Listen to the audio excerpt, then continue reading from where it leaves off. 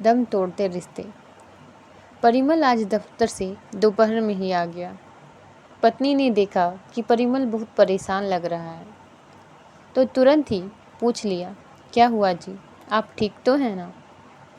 हाँ, मैं तो ठीक हूँ, लेकिन क्या? बीच में टोकते हुए परिमल की पत्नी सुलेखा ने पूछा। परिमल के माथे पर चिंता की लकीरें दौड़ रही थी और उन्हीं लकीरों पर पसीने की बूंदें ऐसे तैर रही थी मानो कुछ लिखकर बयान करना चाहती हूँ। आप कुछ बोलते क्यों नहीं? सुलेखा ने एक बार फिर से पूछा। लेकिन परिमल अभी भी जवाब देने की हालत में नहीं लग रहा था। फिर भी उसने हिम्मत करके बताने की कोशिश की। तुम्हारे पापा का फ़ोन आया था, सब ठीक तो है ना?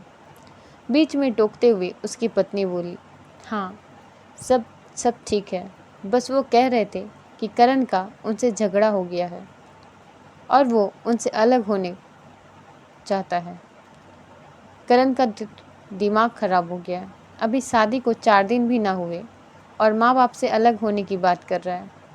गुस्से में सुलेखा बोली।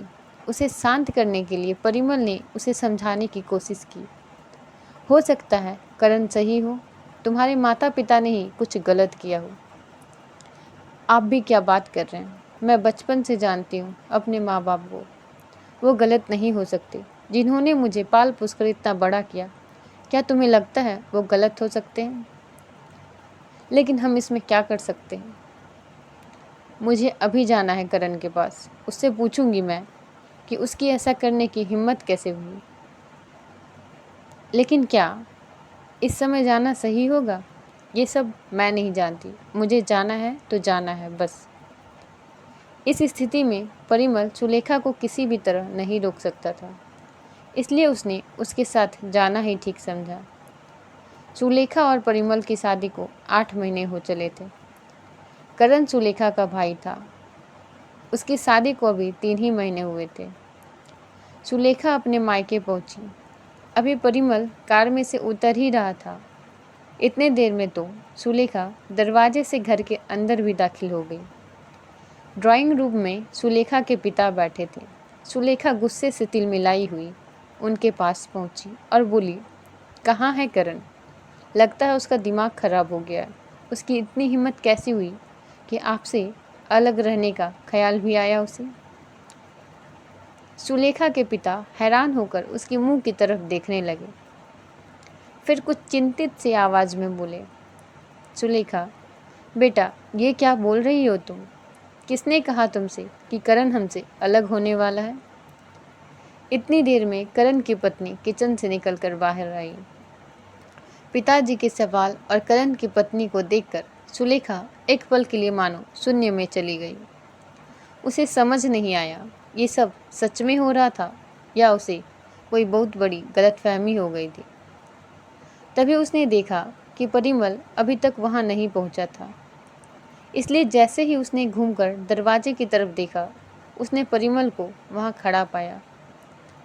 इससे पहले कि वो कुछ पूछती, परिमल पहले ही बोल पड़ा, मैंने झूठ बोला था। लेकिन क्यों? अब तो सुलेखा के साथ उसके पिता और करण की पत्नी भी समझना चाहती थी कि आखिर हो क्या रहा है। इतनी देर में सुलेखा की माँ भी अपने बेडरूम से निकलकर बाहर आ गई। क्योंकि मेरे माँ बाप भी गलत नहीं हो सकते, मैं भी उनके साथ बचपन से रहा हूँ, ज़रूर गलती तुम्हारी रही होगी। सुलेखा सब समझ चुकी थी, उसे एहसास हो चुका था। सुलेखा की आंखें आंसू से भर चुकी थी और वो कांपती हुई आवाज़ में बोली, हम आज ही माँ बाबूजी को घर ले आएंगे। लेकिन वो गए ही कहाँ हैं? क्या मतलब? मुझे पता था तुम्हें रिश्तों की अहमियत जल्द ही समझ आ जाएगी, इसलिए मैंने उन्हें बड़ी दीदी के यहाँ छोड़ दिया था। तुम्हारे घर जाने से पहले वो घर पहुँच जाएंगे। आप भी ना। फिर सुलेखा ने परिमल को गले से लगा लिया, फिर दोनों अपने घर को चल पड़े। बस यही है रिश्तों की अहमियत। जैसा आप अपने लिए चाहते हो वैसा ही अपने जीवन साथी के साथ व्यवहार करो, जीवन खुद ब खुद मज़ेदार हो जाएगा। आपको यह कहानी कैसी लगी कमेंट बॉक्स में ज़रूर बताएं। धन्यवाद।